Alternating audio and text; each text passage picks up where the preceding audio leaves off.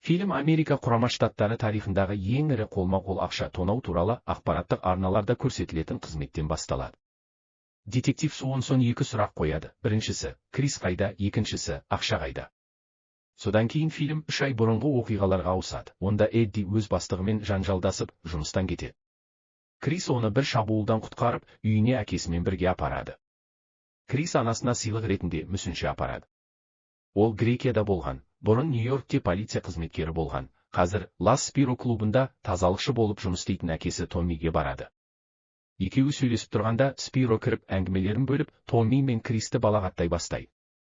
Крис ашуланып, оған мұндай сөздерді оның көзінше айтпауды ескертеді. Томми оның ашуын басуға тырысады, бірақ ол кеткен кезде Спироға балағаттамауын өзі айтады. Кейін Кристі және оның отбасын үйде көреміз, күнделікті тіршіліктері жалғасуда. Крис әпкесінен киінуін сұрайды, ал әкесі кофе ішкісі келеді, бірақ әпкесі анасына айғайлайды. Анасы оларды тыныштандыру үшін келеді. Крис әкесіне өзі сияқты полиция қызметкері болғысы келетінін, және бұл жұмыс олардың отбасылық жағдайын өзгертетінін айтады. Содан кейін әпкесі поштадан хаттар әкеледі, және хатты оқыған кезде өтініш қабылданбады деген жазу шығады. Сонымен оның Нью-Йорк полициясынан бас тартылғаны белгілі болады, себебі оның бұрынғы марихуанаға қатысты соттылығы бар екен. Өкінішке орай, бірнеше жыл бұрын, ол және Эдди Black Sabbath концертінде марихуана шеккені үшін тұтқындалған еді. Бұл оқиға оның іс қағазында қалып, сол бір кішкентайдағы оған әкесі сияқты полиция қызметкері болуға мүмкіндік бермейді. Жүрегі түсіп, үмітсіз жағдайда ол қауіпсіздік қызметіне жұмысқа өтініш береді, және Нью-Йорктегі Empire компаниясынан жұмыс табады. Бұл жерде ұзақ уақыт жұмыс істеген Тони оны өз қамқорлығына алады. Empire'де көптеген оқиғалар орын алады. Тони қауіпсіздіктің өте төмен екенін және жиналған немесе салынған ақша туралы сенімді жазбалар жүргізілмейтінін айтады, бірақ бұл олардың ісі емес. Сондай-ақ ол Криске өз отбасы туралы айтады және жүргізуші орындығының алдына жапсырылған әйелі мен қызының суретін көрсетеді. Бір күні олар екеуі бірге заттарды жеткізуге барады, бірақ олардың көлігі жарылып тонау болады. Тониді тіпті тонаушылардың бірі Крис інісінің көзінше атады. Осыдан кейін ол алғаш рет полиция қызметкері детектив Джеймс Уормен кездеседі. Ол оны сұраққа ала бастайды. Ол Кристі тонауға қатысы бар деп күдіктенеді, бірақ дәлелдің жоқтығынан оны босатады. Крис өзінің қазіргі жағдайынан бір нәрсе алуға тырысып, қылмыс әлеміне қайта оралады. Бұл оның елестеткенінен де үлкен және қауіпті салдарға әкеледі. Оқиғадан кейін қауіпсіздік компаниясы Кристі жүк көлігінен түсіріп, оны компания ғимаратында ақша қаражатын күзетуге түнгі жұмысқа тағайындайды. Түнгі ауысымда ол жоғарғы қабатқа көтеріліп, Тонидің отбасына берілген өтемақы туралы құжатқа тап болады. Оларға қажетті $50,000 орнына тек $5,000 төленген. Бұл Кристі ашуландырады. Келесі күні ол кеңседегі құпия қоймадан $25,000 ақшаны ұрлап, ақшаның бір бөлігін серіктесінің жесіріне береді.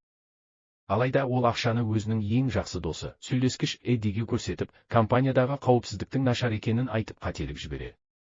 Содан кейін екеуі ақшаны тойлау үшін клубқа барады. Ақшаға масайған Эдди веб бөлімінен Майкты және Джиммиді көріп, оларға әсер ету үшін қымбат шарап ұсынады. Келесі күні Крис мейрамханаға кіріп, Эддидің бұл ақпаратты Майк пен Джиммимен бөлісіп жатқанын көреді. Бастапқыда Крис Эддиге ашуланады, бірақ кейін олармен келісіп төртеуі тонауды жоспарлайды. Эдди сол жерде жиналып тұрған миллиондаған доллар ақшаны нашар қауіпсіздікті пайдаланып, басқа ұсақ қылмыскерлермен бірге ұрлау жақсы идея деп ойлайды. Олар барлығын алуды жоспарлайды, бірақ жоспарды орындау кезінде абай болуы керек. Рансом араласып, Кристі тоқтатып, полиция туралы Эддиге хабарлайды, бірақ соңында атыс болады. Бір тонаушы қаза табады, ал екіншісі Рансомға ұсталады. Тонаушы Джеймске оқ атқысы келеді, бірақ оны Крис құтқарып, оны атып өлтіреді. Сыртта Эдди мен Майк Джиммимен кездеседі. Майк Джиммиге опасыздық жасады деп күдіктенеді, ал Эдди оны атып өлтіреді.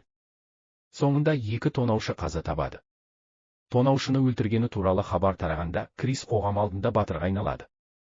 Анасы және басқа адамдар оның үйінің сыртында жиналып, оның ерлігіне қол соғады, бірақ ол мазасызданады. Ол Эддиді көріп, оған бұл жағдайдан шығу үшін бәрібір ақша керек болатынын айтады.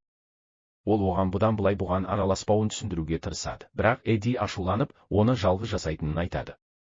Кейінірек, 1982 жылғы желтоқсанның 12-сінде, Эдди түн ортасында шатырдан кіріп, осалдау Кристі сейфті ашуға мәжбүрлейді, кілттерді талап етеді. Содан кейін ол жынды сияқты әрекет ете бастайды. Крис дүрбелеңге түсіп, оны тоқтатуға тырысады. Оған тонауды қалай түсіндіретінін сұрайды. Ол Эддиге камераны көрсетеді, бірақ ол оны ұрып, камера сейфтің алдына құлап түседі. Эдди $11 миллион қолма-қол ақшаны ұрлайды. Бұл 1978 жылғы желтоқсандағы Лафтенсе тонауындағы $5,8 миллион асып түсіп, Америка Құрама Штаттары тарихындағы ең ірі қолма-қол ақша тонауы болады. Кейінірек Эдди ұрланған ақшаның $3 миллион Криске береді. Келесі күні таңертең қалада дүрбелең болады, ал Эдди еш жерде жоқ. Рансом мен ФБР оқиға орнына жетеді, онда Крис жараланған күйде табылады. Олар одан өткен түн туралы сұрайды. Ол бәрі жақсы болғанын, телефонмен сөйлесіп жатқанда біреу оны бетінен ұрғанын айтады. Оның әңгімесі ойдан шығарылған сияқты көрінеді, бірақ оның жағдайын көргеннен кейін ешкім күмәнданбайды. Бастапқыда олар мұны Cosa Nostra'ның жұмысы деп санайды. ФБР 5 ұйымдасқан қылмыс отбасын іздейді, бірақ Рансом Крис пен Эддиді және олардың сыбайластарын да тергеуді шешеді. ФБР агенттері Эдди мен Крис сияқты екі ақымақтың тонауды жоспарлай алды деп сенбейді, бірақ сарапшы детектив Уэнсон бұл істі шешу үшін өз сезіміне сенеді. Крис пен Эдди өз есімдерінің жергілікті мафия бастықтарымен бірге Нью-Йорк полиция детективінің іздеудегі адамдар тізімінің басында тұрғанын байқайды. Сонымен қатар Рансом Криске ілесіп, олардың әңгімесін тыңдайды. Соңғысы есірткі қабылдаған күйде, алғашқысына $8 миллион беруге дайын екенін айтады. Крис Эддиді бұрын өзін ұрған үшін бетінен ұрады. Олар бір-біріне айғайлайды, содан кейін Эдди кетіп қалады. Рансом Эддиге ілесуді жалғастырады. Ол Колумбияға кокаин алмасу үшін баруға ниеттенген Майкпен кездеседі. Рансом тіпті Спироның баспанасына да барады, бұл Майктың бұл керемет тонау туралы білетінін көрсетеді. Кейінірек Рансом Майк пен Эддидің суреттерін қылмыстық деректер базасынан іздейді, екеуі де ұсақ қылмыскерлер. Крис полиция бөлімшесіне кейбір қарапайым сұрақтарға жауап беру үшін барғанда, Рансомның Майк пен Эддидің суреттері бар екенін байқамайды. Сонымен қатар, Рансом Криске үйге бір жігіттің кіргенін айтқанын ескертеді. Крис телефонмен сөйлесіп жатқанда, ешкімді көрмегенін салқын қандылықпен жауап береді. Ол қанша адам болғанын білмейді. Рансом одан Эддидің камера сөнгенге дейін жазбаларда біреумен сөйлесіп тұрды деп сене ме деп сұрайды. Ол оған тонаушының камераға қарап тұрып ұрғанын сұрайды, бұл оған біреудің айтқаны сияқты. Алайда ол білетінін жоққа шығарады. Кейінірек Рансом Эддидің кеңсесіне барып, оның шкафынан тонау жоспарының нобайын табады.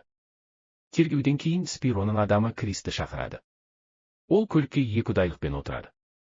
Спиро одан тонау ақшасы туралы сұрайды, және сонымен қатар ол бір адаммен кездескенін айтады. Сонымен бірге Майк Эддиді Колумбиялыққа апарады. Олар ақшаны есірткіні тексермей мафияға тапсырады. Бірақ олар есірткіні алатынына кепілдік берілмейді. Колумбиялық топтан ақша саналғаннан кейін кері қайтуды сұрайды. Алайда жанжал туындап, Майк өзін құрбан етеді, ал Эдди өмірін сақтау үшін қашып кетеді. Рансом Эддиді тұтқындап, одан Крис пен қалған ақшаның қайда екенін сұрайды, бірақ Эдди ештеңе айтпайды, содан кейін босатылады. Крис өзінің құрбысы Нэнсиге ақшаның олардың анасына сыйлаған мүсіншенің ішінде жасырылғанын айтады,